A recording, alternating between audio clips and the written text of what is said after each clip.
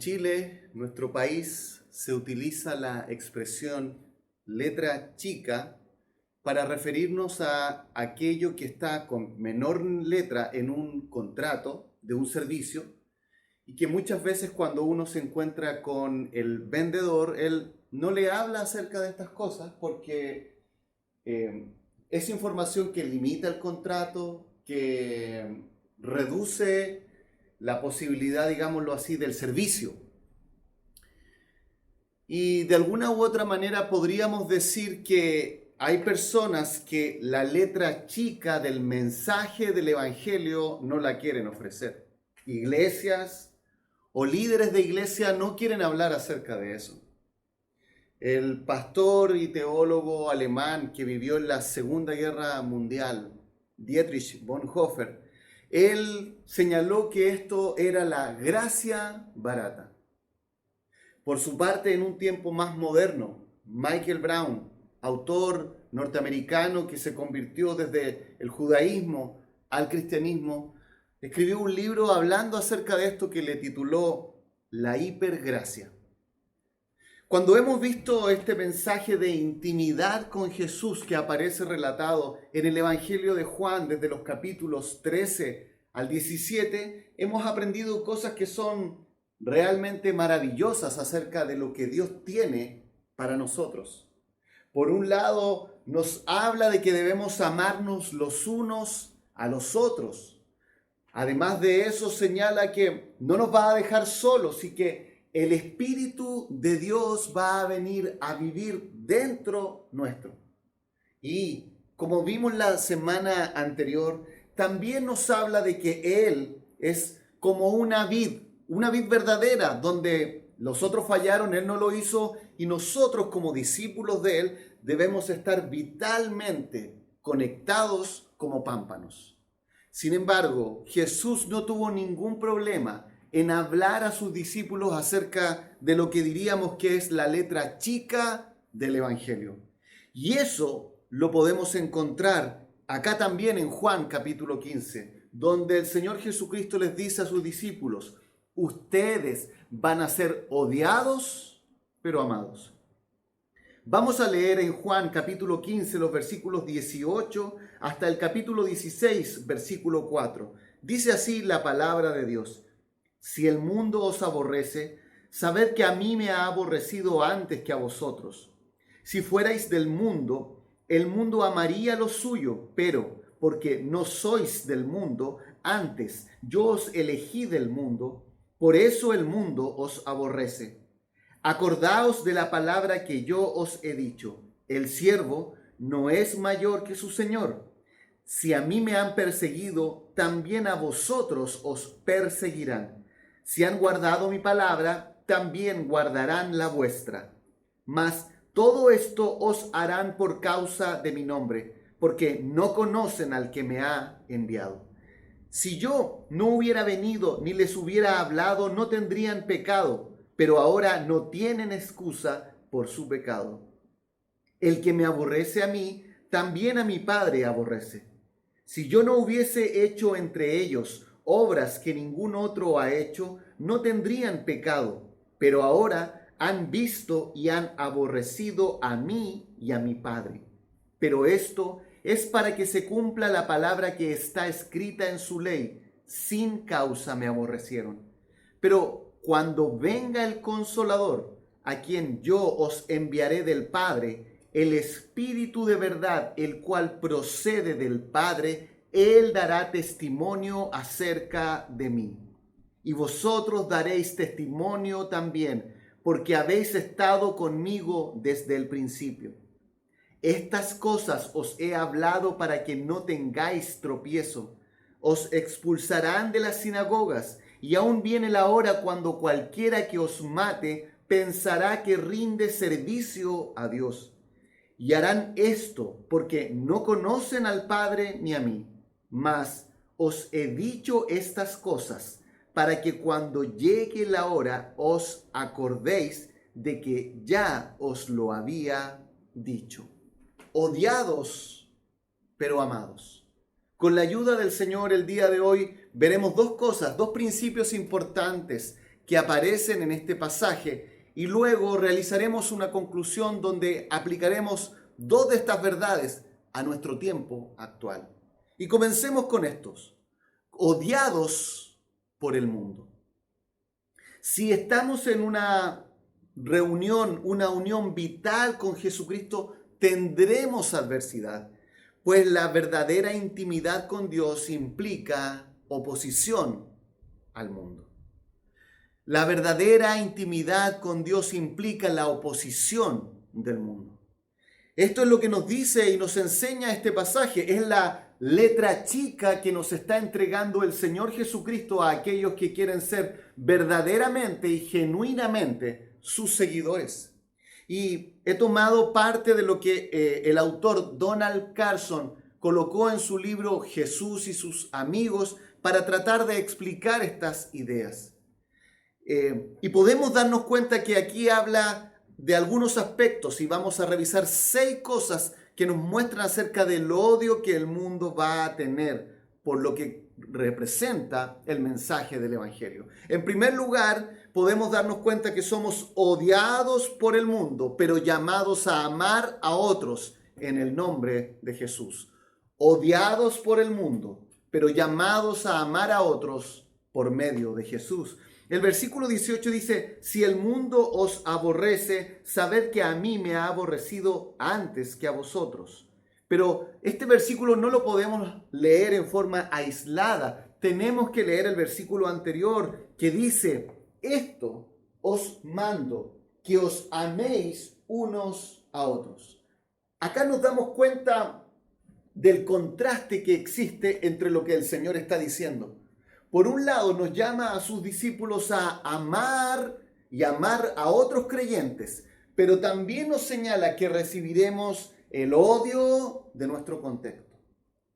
Uno no puede dejar de leer este pasaje sin, llamarle la atención la palabra aborrecer. Es una palabra fuerte, es una palabra que de alguna u otra manera casi ninguno de nosotros la ocupa en su diario vivir. Esta palabra aparece en total 7 veces. Nos podemos dar cuenta que en el versículo 18 que leímos aparecía 2 veces.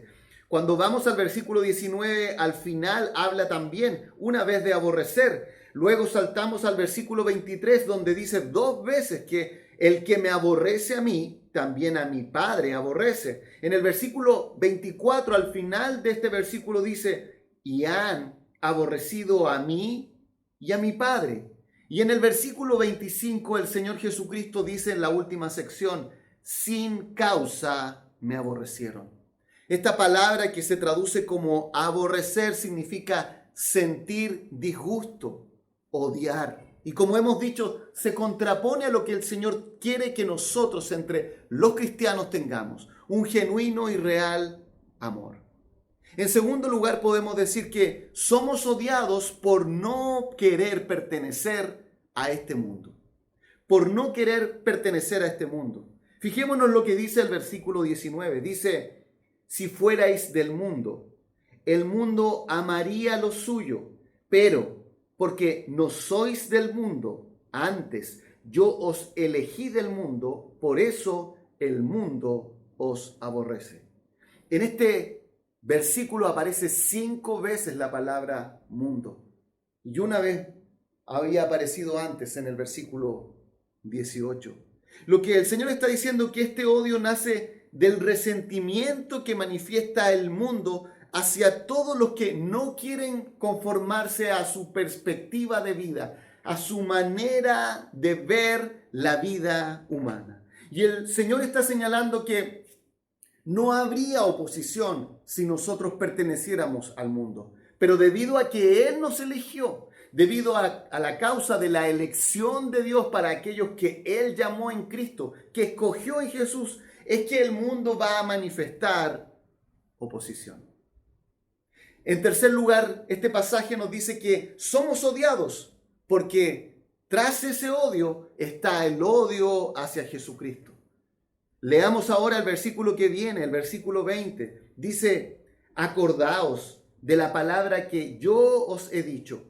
El siervo no es mayor que su señor.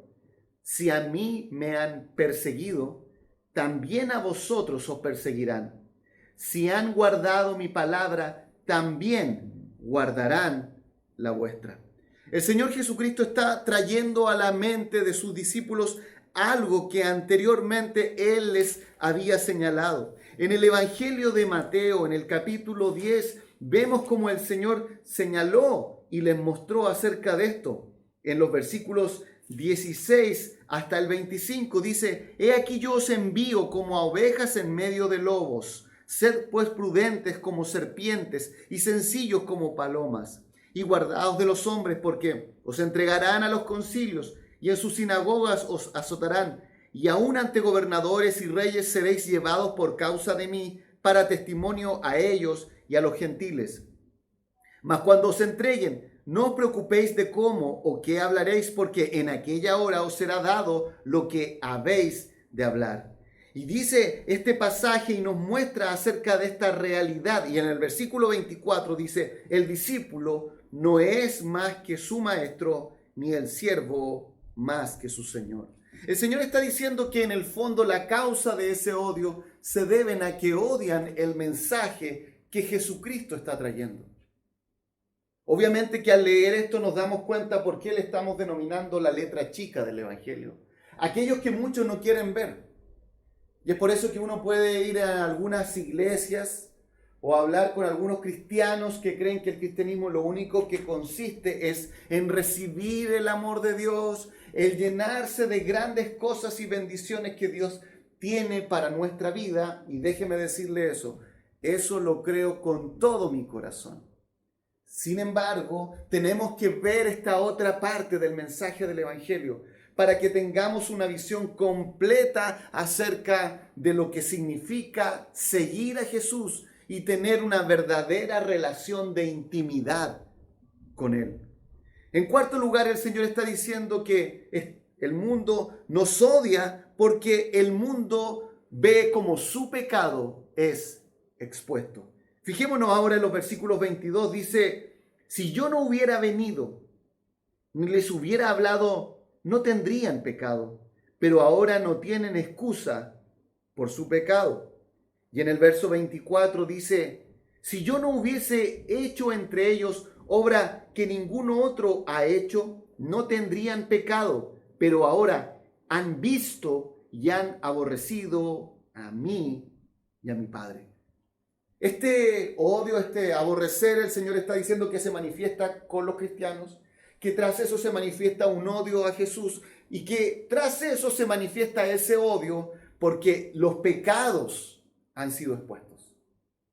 Esta palabra sabemos que el día de hoy casi nadie la quiere usar. Nosotros no vamos a escuchar la palabra pecado al prender el noticiero, no lo vamos a leer en las redes sociales, ni tampoco lo vamos a ver, ¿no es cierto?, cuando buscamos información en periódicos virtuales. La palabra pecado en realidad ha sido desterrada de nuestro mundo. Y esta palabra significa errar en el blanco. Y lo que está diciendo el Señor Jesucristo es que el mensaje del Evangelio hace que Dios nos muestre a nosotros en qué hemos errado en nuestras vidas.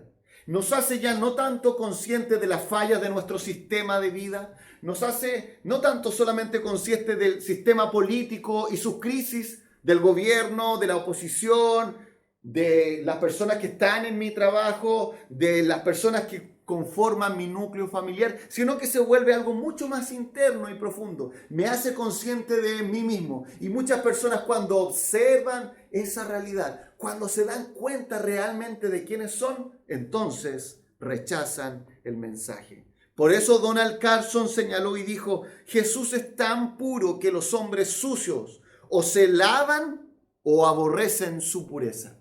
Jesús es tan puro que los hombres sucios o se lavan o aborrecen su pureza. En quinto lugar, el Señor nos está diciendo que vamos a ser odiados por el mundo porque tras eso está el odio hacia el Padre. Versículo 21, mas todo esto os harán por causa de mi nombre, porque no conocen al que me ha enviado. En el 23 dice: el que me aborrece a mí, también a mi Padre aborrece. Versículo 24, la segunda parte dice: pero ahora han visto y han aborrecido a mí y a mi Padre. Y en el capítulo 16, en el versículo 3 dice, y harán esto porque no conocen al Padre ni a mí. Si nosotros pudiésemos tomar a un hombre que trabaja la tierra y conversar con él, seguramente vamos a esperar que nos cuente muchas cosas acerca de su labor como agricultor. Podría contarnos de su rutina diaria, podría señalarnos algunas técnicas de cómo él poda algunas plantas o cómo hace la siembra o cuando viene el periodo de la cosecha. Sin embargo, si habláramos con esa persona y nos diéramos cuenta que ella no sabe hablar bengalí, el idioma que se utiliza en la India, o que no sabe nada acerca de astronomía, podríamos decir que es ignorante de esos temas, pero eso no lleva ninguna culpabilidad. Nosotros mismos somos ignorantes en muchas cosas y por mucho que hayamos leído y hayamos conocido y hayamos tenido un espíritu curioso, nos damos cuenta que somos ignorantes en muchas cosas y eso no conlleva ninguna culpabilidad. Sin embargo, si habláramos con un médico en medio de esta pandemia mundial que estamos enfrentando y nos diésemos cuenta que él no está actualizado acerca de las noticias más importantes respecto a cómo funciona esta enfermedad en nuestro cuerpo, si él no estuviese actualizado acerca de las maneras en las cuales hay que tratar a los pacientes complejos y graves, y que él estuviese ejerciendo esa labor, esa ignorancia sería una ignorancia culpable. Y el Señor Jesucristo nos está diciendo en este pasaje que la ignorancia de Dios a los seres humanos es una ignorancia culpable. El ser humano está odiando a Jesucristo porque en el fondo le da a relucir y mostrar su pecado y está tratando de vivir en ignorancia de Dios, pero eso hace al ser humano culpable.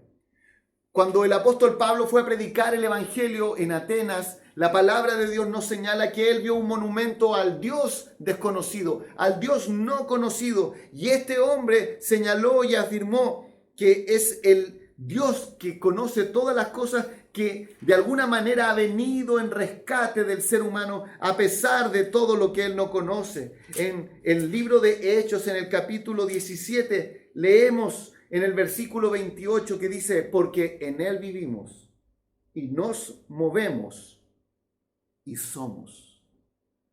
Es por eso que la ignorancia de Dios es tan grave, porque en él vivimos y nos movemos y somos, porque la atmósfera que sostiene este mundo, que sostiene este universo es Dios.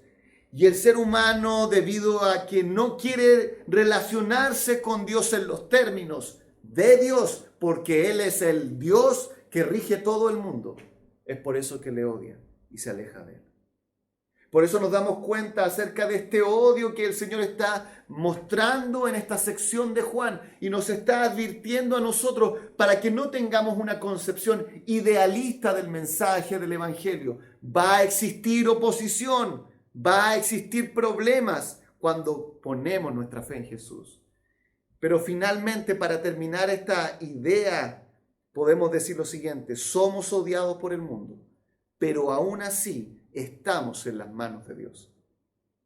El versículo 25 dice, pero esto es para que se cumpla la palabra que está escrita en su ley. Sin causa me aborrecieron. El Señor Jesucristo está citando las palabras del Salmo 69, versículo 4. Y está mostrando a través de eso que Dios el Padre ya sabía acerca de lo que ocurriría con aquellos que son los hijos de Dios. Él no solamente lo sabía, sino que lo preordenó, lo planificó. Podríamos decir que Dios ha preordenado que el mundo aborrezca a los que son los verdaderos seguidores de Jesús. Ahora bien, esto que el Señor Jesucristo está diciendo acá, podríamos preguntarnos, ¿se ha cumplido a través de la historia? Y la respuesta es clara. Tenemos que ir al libro de Hechos, nos damos cuenta de lo que sucedió con Esteban, que cuando estaba hablando de un discurso a sus propios coterráneos judíos, les dijo, duros de cerviz e incircuncisos de corazón y de oídos, vosotros resistís siempre al Espíritu Santo. Hechos 7:51.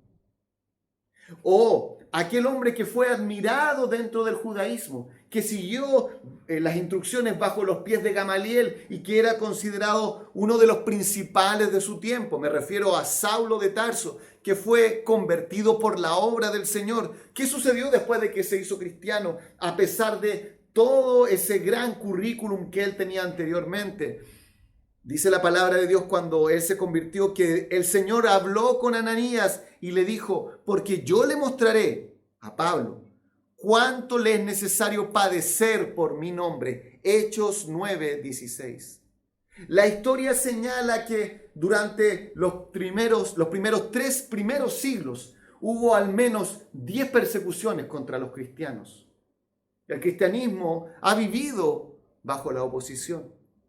Casiodoro de Reina, el que tradujo nuestra Biblia al español en la conocida Biblia del Oso, tuvo que salir huyendo de España en el periodo de la Inquisición, porque obviamente su vida estaba en peligro al querer él traducir las Escrituras para que cualquier persona la pudiese leer en su propio idioma.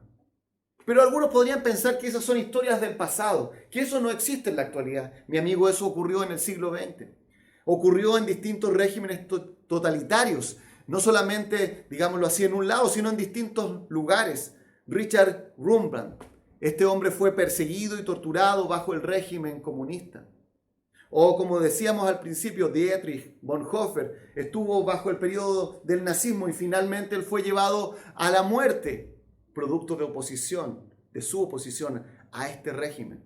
Pero incluso a un nivel local, si colocamos nuestra mirada acá en nuestro propio país, en Chile, en la iglesia en la cual yo conocí al Señor, la mujer que fundó esa iglesia salía con sus pequeños hijos en la Villa Portales a predicar el evangelio en la década de los 60 y 70 y personas le arrojaban basinicas con orina. Y hace muy pocos años, un pastor de nuestras iglesias fue invitado a un programa de televisión para hablar acerca de su visión o la visión del mundo evangélico de la sexualidad. Cuando llegó allí se dio cuenta en forma ingrata de que en realidad había sido puesto para ser acorralado, ridiculizado. Y la verdad es que no pudo y no se le dejó dar ninguno de los argumentos de la palabra de Dios para exponer lo que la Biblia muestra acerca de lo que es ser un hombre y es ser una mujer. Por eso estamos diciendo esto, que el verdadero evangelio implica ser odiados por el mundo. Y te quisiera preguntar, ¿tienes miedo a un discipulado radical? ¿Tienes miedo a perder tus redes de contacto por tu fidelidad a Cristo? ¿Eres consciente de que nunca habrá una aceptación general, global, mundial a la verdad del evangelio y que eso implica que muchas personas no te van a mirar con agrado si tú te identificas completa y absolutamente como un discípulo de Jesús, odiados por el mundo? Pero la Biblia nos dice que podemos ser amados por Dios. La única manera de no ser consumido por la amargura en medio de la oposición es refugiarse en Jesucristo el Señor. Todos nosotros los cristianos somos seres humanos. Y todos nosotros sabemos que muchas veces podemos responder de maneras inadecuadas frente a la oposición, frente al odio. Una de ellas es responder con la misma moneda. Si me odian, yo también voy a odiar. Si me hacen mal, yo también voy a hacerlo. Pero el Señor Jesucristo dijo en Lucas capítulo 6, versículo 27, amad a vuestros enemigos, haced bien a los que os aborrecen. Por lo tanto, no podemos responder con odio. Pero quizás alguno dirá, bueno, yo no lo voy a hacer, pero por dentro de su propio ser, en su corazón, se empieza a llenar de amargura. Y nos empezamos a hundir en una victimización. Mi querido amigo, mi querida amiga, vivimos una época donde la mayoría de las personas tienen una visión errada acerca de la vida. No toleran lo malo, no, digamos, le dan margen a los problemas en el mundo. Y eso nos ha llevado a una cultura de la victimización. Los autores Bradley Campbell y Jason Manning escribieron un libro denominado El surgimiento de la cultura de la victimización. Y en este libro ellos señalan que en la historia de la humanidad podemos distinguir en distintas culturas. Había una cultura del honor, cuando alguien me ofendía, yo me sentía pasado a llevar, yo lo retaba a un duelo, que podía ser un duelo muy grave, que nos podía llevar a la muerte, pero era la manera, el mecanismo de resolver entonces los problemas. Luego pasamos a una cultura de la dignidad, en la cual se trata de respetar la dignidad de las personas cuando se estudia y se analiza lo que está pasando. Pero estos autores señalan que hemos llegado a un extremo opuesto, donde nos sentimos víctimas por cualquier cosa. Y por eso quisiera hacerle una advertencia a los que son padres y decirles, dense cuenta que el sufrimiento va a tener un lugar dado por Dios en la crianza de sus hijos y en su crecimiento. Ustedes, si lo colocan en una burbuja donde nada los toque, van a ser personas que sean frágiles emocionalmente y personas que van a alcanzar los 25, 30 años, que a lo mejor van a incluso haber salido de la universidad y aún no están preparados para enfrentar la vida de adultos. Por eso nos tenemos que dar cuenta que este pasaje nos habla que somos odiados, pero somos amados. Somos amados por Dios. Y quisiera colocar mi atención ahora al versículo 26. Dice, pero cuando venga el Consolador, a quien yo os enviaré del Padre, el Espíritu de verdad, el cual procede del Padre, Él dará testimonio acerca de mí. No sé si lo logra notar. Jesús está trayendo muy malas noticias. Jesús está leyendo en detalle la letra chica del Evangelio, pero no les pide que ellos confíen en su propia fuerza. No les pide que ellos sean un dique que está, digamos, arrojado fuera de, digamos, al mar y que tiene que recibir ola tras olas, vez tras vez y permanecer impávido en esa posición. No, les dice, cuando venga el Consolador. Está diciéndole, van a ser odiados, pero quiero decirles esto, ustedes son amados. Y por eso pueden permanecer firmes en medio de toda la oposición. En la oposición de la familia. En esa risa sarcástica que se hace por detrás, como diciendo, esta persona todavía cree en este libro que ya tiene 2000 años de antigüedad y ha puesto en él su confianza. Yo pensaba que era una persona más inteligente. Donde las personas desprecian el mensaje o simplemente ignoran todo lo que tiene que ver con Dios. Pero si te fijas bien en el versículo 26, vemos a la Trinidad completa involucrada en nuestra ayuda. Dice, pero cuando venga el Consolador, a quien yo, Jesús, enviaré del Padre, el Espíritu de verdad, el cual procede del Padre, Él dará testimonio acerca de mí. El Padre envió a Jesucristo a vivir y a morir por nosotros. Jesús se coloca aquí como el que va a enviar desde el Padre al Espíritu Santo. Y el Espíritu Santo se nos presenta aquí como el Consolador, el guiador, que va a dar testimonio acerca de Jesucristo. Es el amor de Dios en nosotros, es la Trinidad actuando en nosotros, es el Padre, el Hijo y el Espíritu Santo obrando en nuestra vida, lo que nos pueden hacer libres de sentirnos víctimas de todo lo que sucede a nuestro alrededor. Eso es lo que nos puede hacer libres de no mirar la vida con un sentido de falsa idealidad donde no van a haber problemas o un apesadumbramiento tan terrible que vamos a estar todo el tiempo con tristeza y amargura.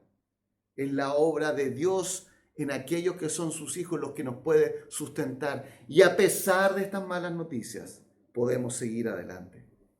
El Señor termina esta sección ratificando esta realidad de la oposición y les dice, estas cosas os he hablado para que no tengáis tropiezo.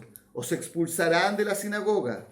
Y aún viene la hora cuando cualquiera que os mate pensará que rinde servicio a Dios. Y harán esto porque no conocen al Padre ni a mí. Mas os he dicho estas cosas para que cuando llegue la hora os acordéis de que ya os lo había dicho. Odiados, pero amados. No es una contradicción. Odiados por el mundo, pero amados profundamente por Dios. Me gustaría ahora poder llegar a sacar dos conclusiones para nuestro tiempo. La primera de ellas es esto: el cristianismo funciona porque nos prepara para los periodos de crisis. Este pasaje que pareciera ser malas noticias, en el fondo son buenas, porque nos hacen un diagnóstico preciso y claro de lo que es la vida. El cristianismo funciona porque nos ayuda a enfrentar las crisis de la pérdida de un familiar, porque nos hace ver que este mundo está lleno de muerte y que a pesar de que nosotros amemos a otros, va a llegar un momento donde los perderemos. Pero si nosotros estamos en Cristo y si aquellos que amamos están en Cristo, entonces podemos volver a verles. En segundo lugar, el cristianismo funciona porque nos sirve para enfrentar un problema como la actual pandemia mundial. Nos damos cuenta que las personas están desesperadas y lo que quieren es una solución ahora. Y se levantan algunos que nos dicen algunos pronósticos, profetas actuales de este mundo moderno que nos dicen qué es lo que va a suceder. Pero la verdad es que unos a otros se contradicen y pareciera ninguno tener claro lo que va a pasar. ¿Saben lo más terrible de la situación que sucede en este momento con esta pandemia? Es la incertidumbre. Pero en Cristo y en Dios tenemos esta certidumbre. Y en tercer lugar, podríamos decir que el cristianismo sirve para enfrentar el odio, porque el amor de Dios compensa con creces cualquier pérdida temporal de este mundo. Por eso decimos que el cristianismo funciona, porque nos prepara para tiempos de crisis. Pero el cristianismo funciona porque coloca tu amor en cosas que van a permanecer. Al leer este pasaje podríamos preguntarnos, ¿de qué manera habrán recibido este mensaje de letra chica los que lo escucharon mientras estaba el Señor hablando?